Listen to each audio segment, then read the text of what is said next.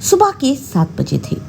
दिल्ली के एक छोटे से अपार्टमेंट में सूरज की किरणें खिड़कियों से धीरे धीरे झांक रही थीं। घर में सन्नाटा था, सिवाय सतीश के फोन की तीखी रिंगटोन के, जो बार बार बज रही थी। सतीश, जो रात को देर से ऑफिस से लौटा था, गहरी नींद में डूबा हुआ था। उसका तकिया चेहरे पर लटक रहा था और हल्के खर्राटों की आवाज कमरे में गूंज रही थी। रसोई में चाय का पानी चढ़ाए दीपा के कानों में फोन की घंटी बार बार टकरा रही थी। पहले तो उसने अनसुना करने की कोशिश की, सोचा शायद कोई गलत नंबर हो, इसलिए सतीश नहीं उठा रहे। लेकिन जब घंटी रुकने का नाम ही नहीं ले रही थी तो वो झुंझला कर रसोई से कमरे की ओर बढ़ी। दीपा ने कमरे में कदम रखा और बिस्तर के पास रखे सतीश के फोन की स्क्रीन पर नजर डाली। स्क्रीन पर चमकता हुआ नाम देखकर वो चौंक गई। तृप्ति, उसकी ननद, जो शायद ही कभी सुबह इतनी जल्दी फोन करती थी। इसको क्या हो गया, इतनी सुबह फोन क्यों कर रही है? दीपा ने मन ही मन बड़बड़ाते हुए सोचा। तृप्ति का नाम देखते ही उसके मन में एक अजीब सी बेचैनी उठी। तृप्ति और दीपा का रिश्ता कभी सहज नहीं रहा था। तृप्ति की हर बात में एक ताना छिपा होता था और दीपा को हमेशा लगता था कि वो इस घर में उसकी मौजूदगी को बस एक औपचारिकता की तरह देखती थी। दीपा ने फोन को हाथ में लिया, सोचा कि शायद कॉल कट जाए, लेकिन तभी उसका अपना फोन बज उठा। स्क्रीन पर फिर वही नाम, तृप्ति। दीपा का मन हुआ कि वो फोन अनसुना कर दे, लेकिन उसे डर था कि कहीं कोई जरूरी बात न हो। न चाहते हुए भी उसने कॉल रिसीव कर लिया। दूसरी ओर से तृप्ति की चहकती हुई आवाज आई। नमस्ते भाभी, क्या बात है? मैं इतनी देर से भैया को फोन कर रही हूँ, लेकिन वो उठा ही नहीं रहे। दीपा ने मन ही मन एक गहरी सांस ली और बेमन से जवाब दिया। अरे दीदी, अभी तो सुबह के 7 बजे हैं। सतीश रात को देर से आए थे, इसलिए अभी गहरी नींद में सो रहे हैं। आप बताइए, इतनी सुबह कोई जरूरी काम था क्या? दीपा की आवाज में हल्की सी चिढ़ साफ झलक रही थी, लेकिन वो उसे दबाने की कोशिश कर रही थी। तृप्ति ने बिना किसी हिचक के तुरंत कहा, हाँ भाभी, मैं कुछ दिनों के लिए घर आ रही हूँ। भैया से कहना कि मेरी और मेरे बेटे बिट्टू की ट्रेन की टिकट बुक कर दे। तृप्ति की बात सुनकर दीपा के चेहरे पर हैरानी और गुस्से का मिश्रित भाव उभर आया। वो मन ही मन सोचने लगी, ये क्या, अब अपनी और अपने बेटे की टिकट भी बुक नहीं करवा सकती है? इसका पति अच्छा खासा कमाता है, फिर भी हर बार सतीश को ही क्यों परेशान करती है? दीपा को याद आया कि पिछले साल भी तृप्ति ने यही किया था। उस समय उसने न सिर्फ अपनी बल्कि अपने बेटे की टिकट भी सतीश से बुक करवाई थी।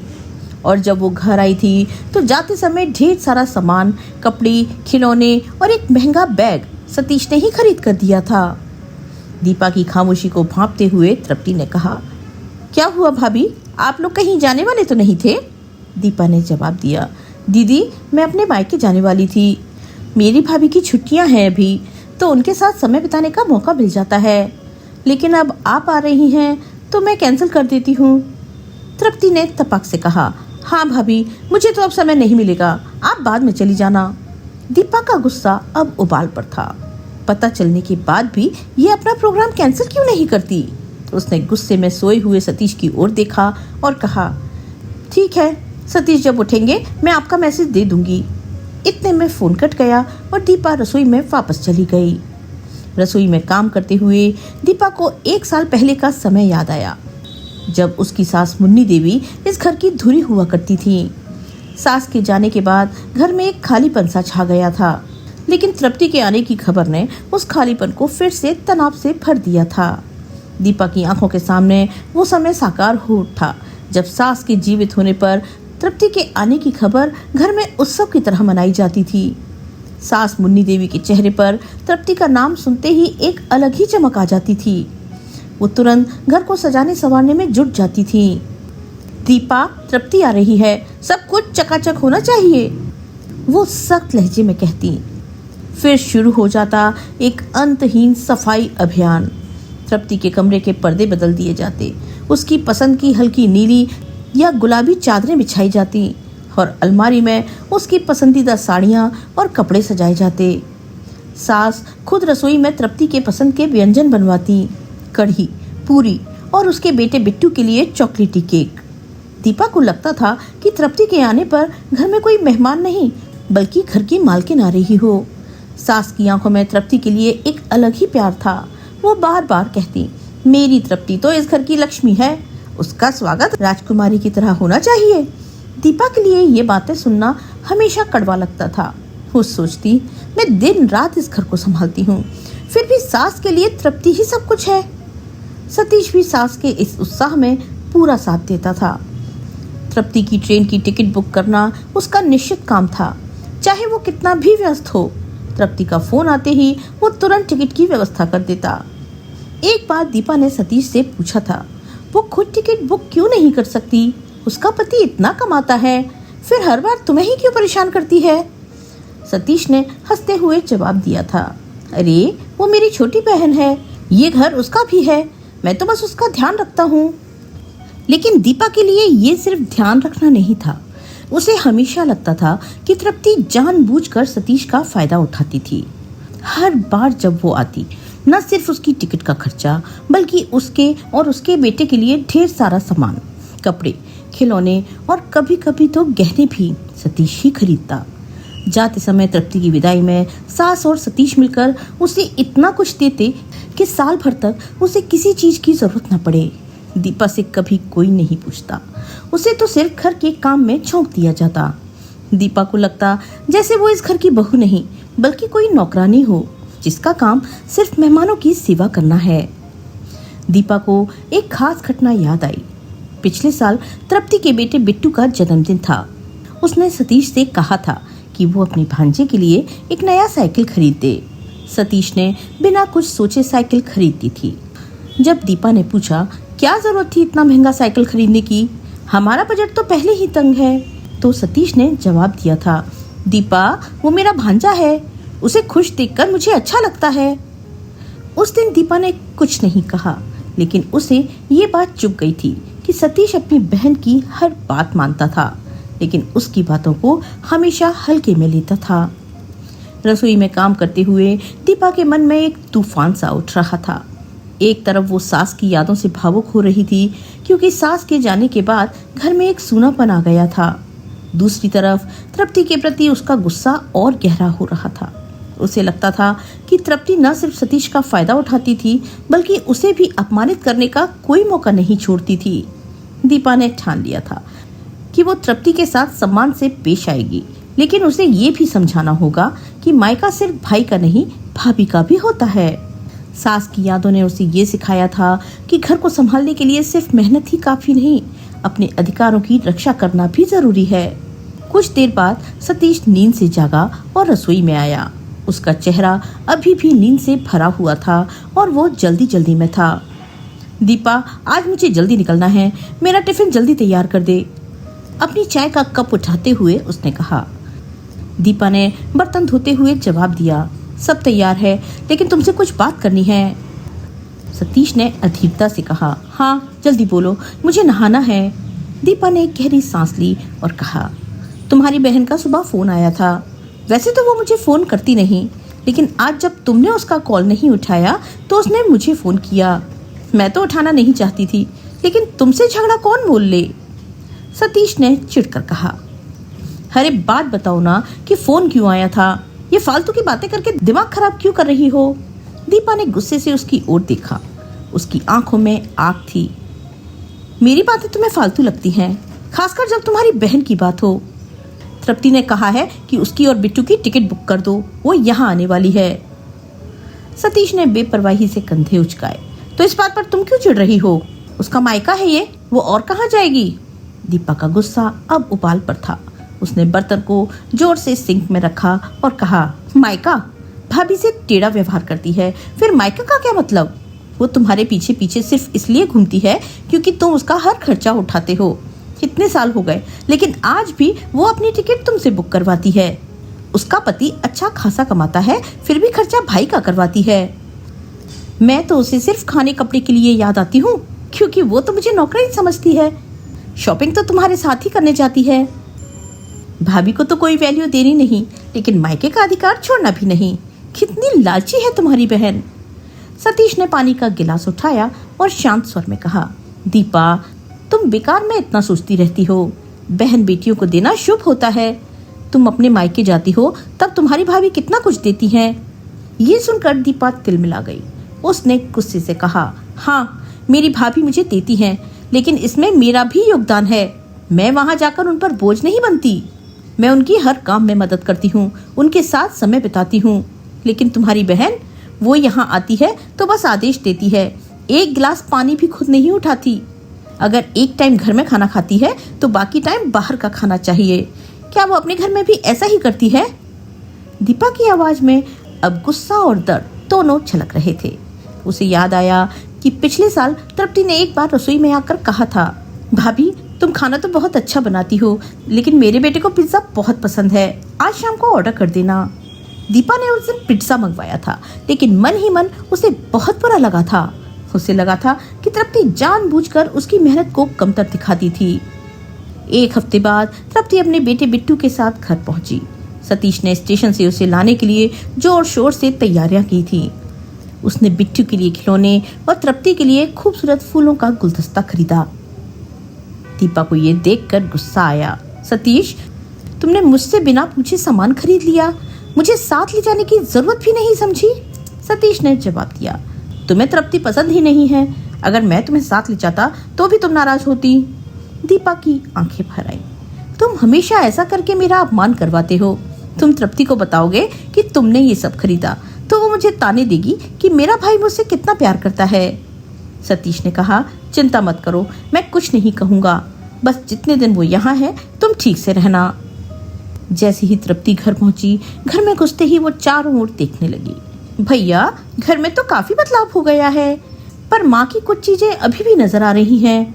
सतीश ने जवाब दिया, ये सब तेरी भाभी की मेहनत है, वो इस घर को संवार कर रखती है। तृप्ति का चेहरा थोड़ा उतर गया, लेकिन उसने बात बदलते हुए कहा, चलो भाभी, अब जो बना है वो खिला दो, बिट्टू को भूख लगी है। दीपा रसोई में नाश्ता लाने चली गई, लेकिन उसका चेहरा मुरझा गया था। तृप्ति का व्यवहार वैसा ही था जैसे सास के सामने था। उस दिन दीपा काफी थक गई थी और उसने रात के झूठे बर्तन सुबह के लिए छोड़ दिए थे।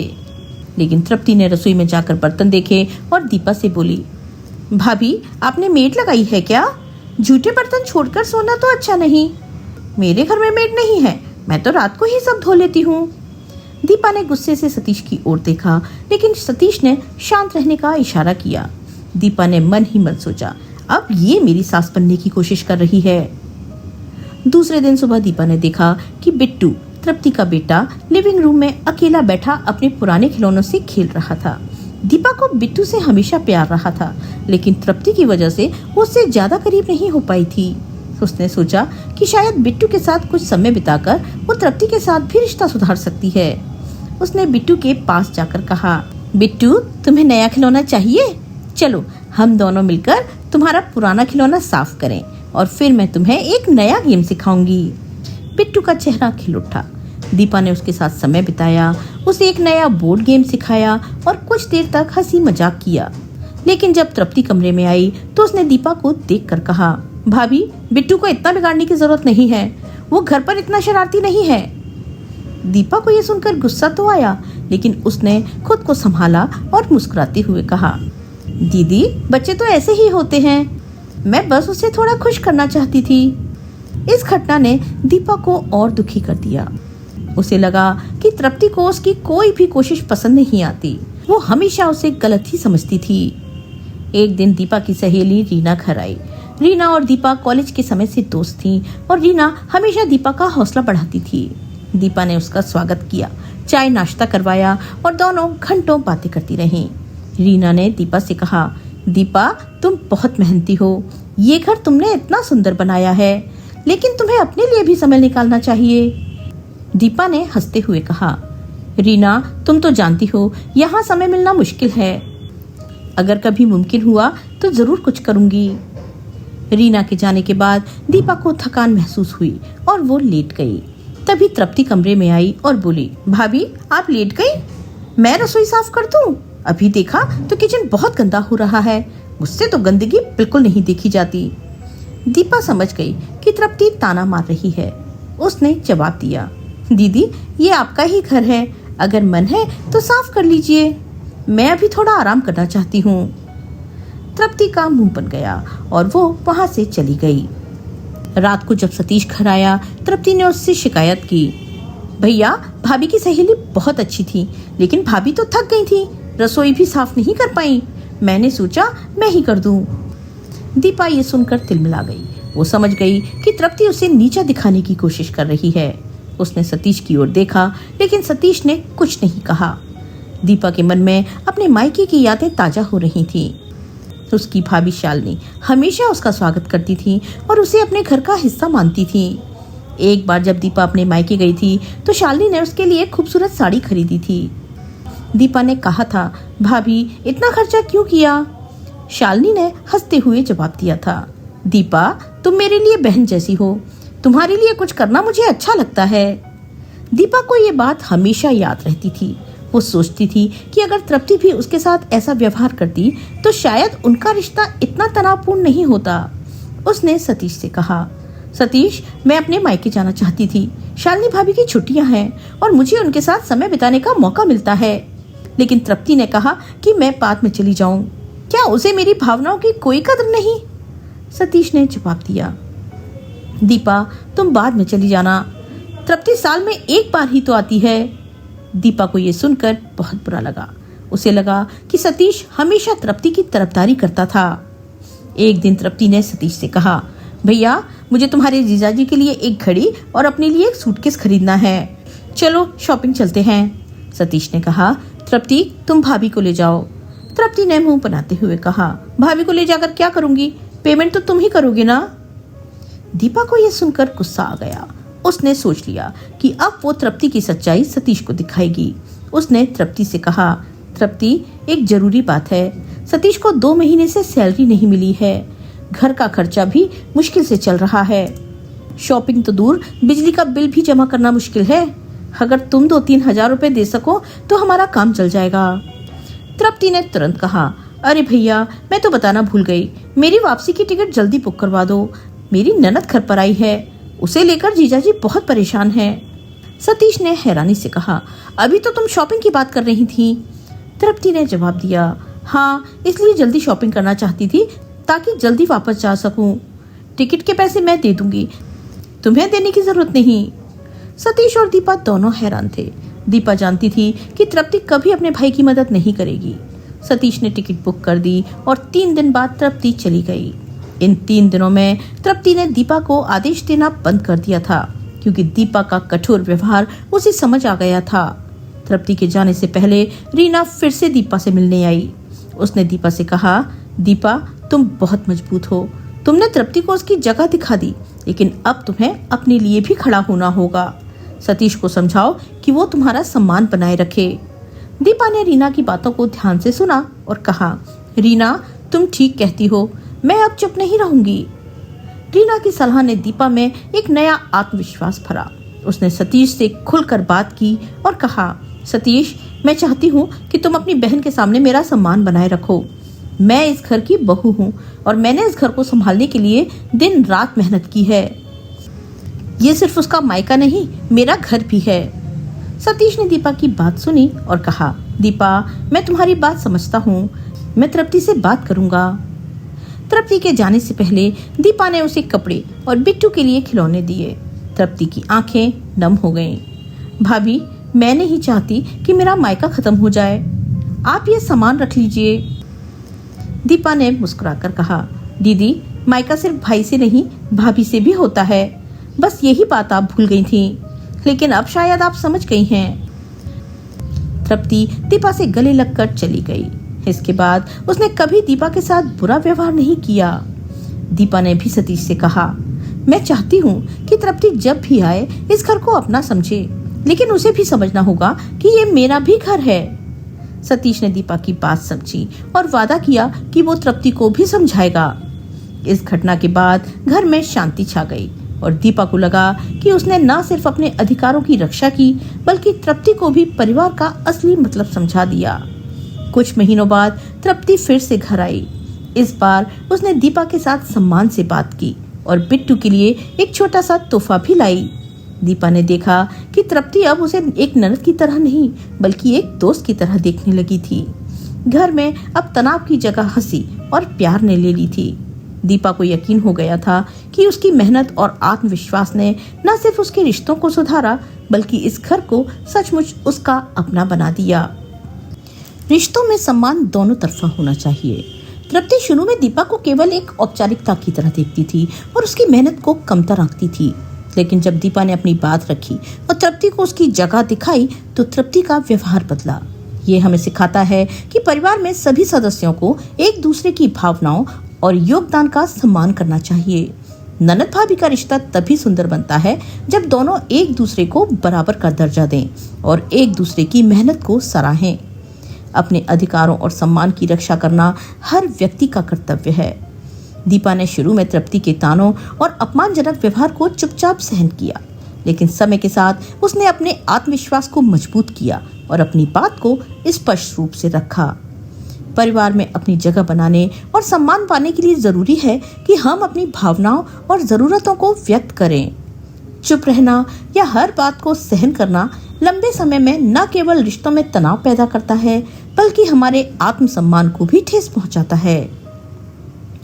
रिश्तों में खुला संचार और स्पष्टता बेहद जरूरी है। दीपा ने जब सतीश से अपनी परेशानियों और तृप्ति के व्यवहार के बारे में खुलकर बात की तो सतीश ने उसकी भावनाओं को समझा और तृप्ति से बात करने का वादा किया। ये दर्शाता है कि गलतफहमियां और तनाव अक्सर तब बढ़ते हैं जब हम अपनी बात को दबा कर रखते हैं। अगर दीपा ने अपनी भावनाओं को सतीश के सामने नहीं रखा होता तो शायद तृप्ति का व्यवहार कभी न बदलता। परिवार में संतुलन बनाए रखना जरूरी है। सतीश अपनी बहन तृप्ति की हर बात मानता था, लेकिन दीपा की भावनाओं को नजरअंदाज करता था। यही असंतुलन दीपा के लिए दुख का कारण बना। दोस्तों, आज की कहानी हमें सिखाती है कि परिवार में सभी की जरूरतों और भावनाओं का ध्यान रखना चाहिए। भाई बहन का रिश्ता जितना महत्वपूर्ण है उतना ही पति पत्नी का रिश्ता भी है। दोनों के बीच संतुलन बनाए बिना परिवार में शांति नहीं आ सकती। ये कहानी हमें ये भी सिखाती है कि बदलाव संभव है, बशर्ते हम साहस और धैर्य के साथ अपने रिश्तों को सुधारने की कोशिश करें। तृप्ति ने जब दीपा के आत्मविश्वास और स्पष्ट रवैये को देखा तो उसका व्यवहार बदला और वो दीपा को एक दोस्त की तरह देखने लगी। यह हमें सिखाता है कि रिश्तों में सुधार लाने के लिए समय और मेहनत लगती है, लेकिन अगर हम अपने आत्मसम्मान को बनाए रखते हुए दूसरों को भी सम्मान देना सिखाते हैं तो रिश्ते न केवल मजबूत होते हैं बल्कि प्यार और समझ से भरे होते हैं। दीपा की कहानी हमें ये प्रेरणा देती है कि मेहनत, आत्मविश्वास और संचार की शक्ति से हम न केवल अपने रिश्तों को सुधार सकते हैं बल्कि अपने घर को सचमुच अपना बना सकते हैं। दोस्तों, इस बारे में आपका क्या विचार है? कमेंट करके जरूर बताएं। अगर आप हमारे चैनल पर पहली बार आए हैं तो चैनल को सब्सक्राइब करना बिल्कुल ना भूलें। मिलते हैं एक नई कहानी के साथ। तब तक के लिए स्वस्थ रहिए, मस्त रहिए और अपने अपनों का ख्याल रखिए। आपका बहुत बहुत धन्यवाद।